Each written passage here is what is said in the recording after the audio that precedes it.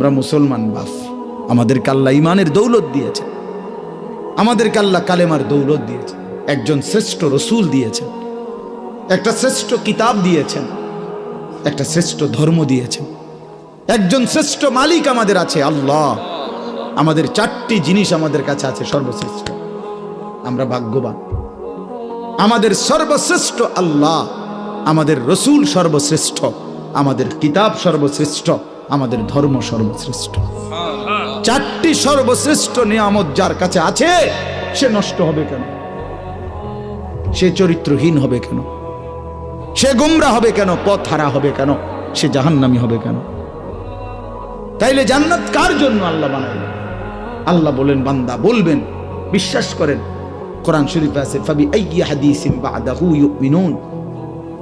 আল্লাহ জিজ্ঞেস করেছে, বান্দা 23টা বছরে আমি 30 পারা কোরআন